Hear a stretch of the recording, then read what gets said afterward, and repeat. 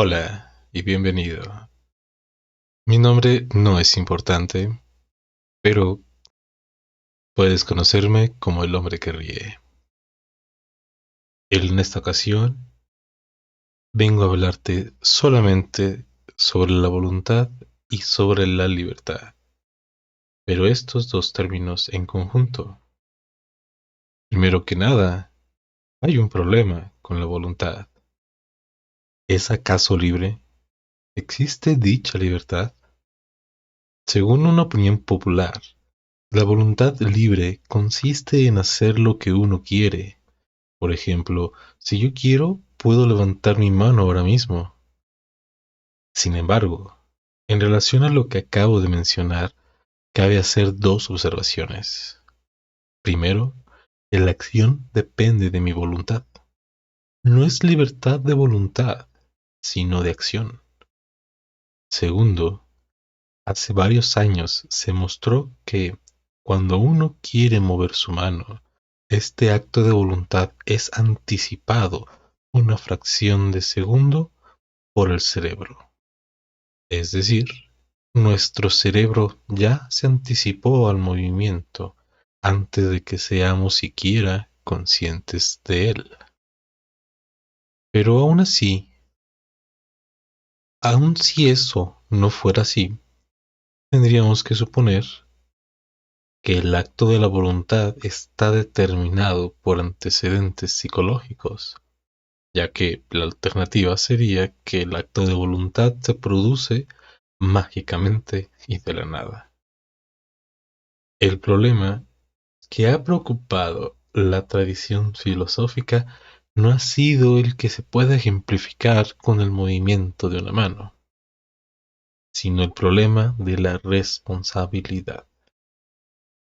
¿Cómo entender que nos podemos responsabilizar y reprochar recíprocamente, así como también cada uno a sí mismo?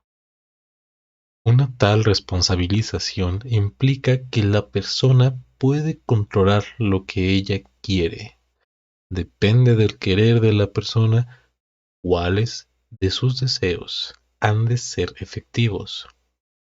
Y es aquí donde tiene sentido hablar no sólo de libertad de acción, sino también de libertad de voluntad. Depende de mí si me decido actuar según un querer u otro. El querer de la persona misma es un querer de segundo nivel, un querer reflexivo, cuyo objeto son los deseos y quereres que uno encuentra en sí. Esto, obviamente, es un fenómeno específicamente humano.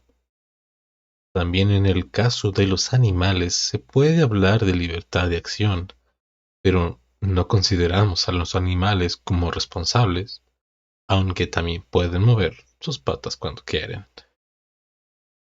El problema de la voluntad libre no es entonces un problema que concierne a la voluntad en general, sino específicamente a esta capacidad humana de una voluntad reflexiva que está implicada cuando se dice depende de mí.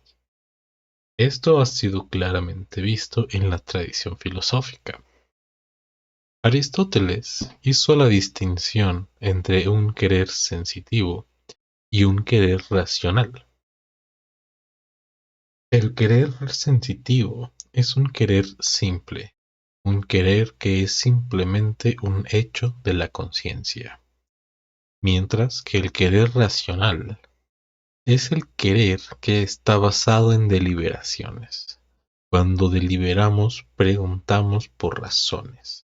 Esta capacidad de deliberación es vista por Aristóteles como lo que distingue a los hombres de los animales. Al mismo tiempo, Aristóteles vincula esta capacidad con el hecho de tener conciencia del futuro. Si los humanos no se refiriesen explícitamente a fines y a su vida futura, tendrían poca ocasión de deliberar. En Kant encontramos una caracterización de la libertad humana. en contraste con la voluntad de los brutos, muy similar a la de Aristóteles. Para John Locke, el concepto central en este fenómeno es el de la capacidad de suspender un deseo. Es obvio que la deliberación solo puede ser efectiva si la persona tiene la capacidad de suspender sus deseos inmediatos.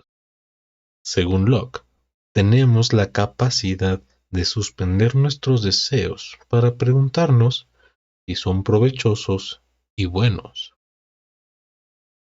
También podemos añadir que reprochar a alguien solo tiene sentido en el grado en que se presupone que tiene esta capacidad de autocontrol. El problema central con relación a la libertad de la voluntad siempre ha sido la pregunta sobre si este fenómeno es compatible o no con el determinismo causal, que sostiene que todos los eventos son el resultado de leyes naturales y de condiciones precedentes. Muchos no han entendido que esto no es un problema que surge en relación con el fenómeno del querer en general, que se puede ejemplificar con mover una mano, sino en relación con la voluntad deliberativa. En el caso de un querer simple, el determinismo no causa problemas. La acción es libre, es decir, que es voluntaria, cuando no es coaccionada. Y parece obvio que la voluntad es a su vez determinada causalmente. Es un error también pensar que ser determinado causalmente significa ser coaccionado, pero el caso es diferente con la voluntad reflexiva. Cuando hablamos de autocontrol y responsabilidad, se supone que la acción depende no solo de los deseos de la persona, sino, por lo menos en parte, de la persona misma. Y es este fenómeno el que puede parecer incompatible con el determinismo. En este caso, el primer paso antes de podernos confrontar con el problema del determinismo, tiene que ser la aclaración del fenómeno mismo, pues no parece claro qué significa hablar de la persona misma o de mí mismo. Dicho de otra manera, y en palabras más simples o más sencillas, hablando de la libertad, no se trata de una tercera facultad que se da en el hombre y que viene a complementar a dos previas, que son la inteligencia y la voluntad. En el hombre no encontramos inteligencia, voluntad y libertad, sino que la libertad es una característica de ciertos actos de la voluntad, mientras que la libertad es la capacidad de elección, nada más importante para tomar decisiones trascendentales en nuestra vida que total y plena libertad de poder hacerlo. La voluntad es la tendencia o inclinación hacia los bienes presentados por la inteligencia. Es decir, que para que la voluntad se sienta atraída, es necesario primero tener una mínima idea del objeto. Luego, la inteligencia lo presenta como bien para ser amado, elegido o rechazado. En sentido general, la voluntad tiende naturalmente al bien perfecto, pero ésta debe realizarse en lo concreto, pues la inteligencia es libre de elegir entre esos bienes, es decir, que no se encuentra predeterminada a elegir uno u otro. sino que puede autodeterminarse a sí misma. Al afirmar que la voluntad es libre, entonces estamos indicando que es la capacidad de autodeterminarse, pero ella solo elige entre bienes, aunque puede elegirse malamente. La libertad como propiedad de la voluntad, por otra parte, se presenta también en la vida y el lenguaje ordinario. En otras ocasiones, no como un valor a conseguir, sino como una propiedad que se posee, como algo que está dado, en el mismo modo en que lo están la afectividad, el pensamiento o la voluntad. La libertad se muestra aquí como una característica de la voluntad y como una propiedad de determinados actos del hombre. A este respecto me refería previamente.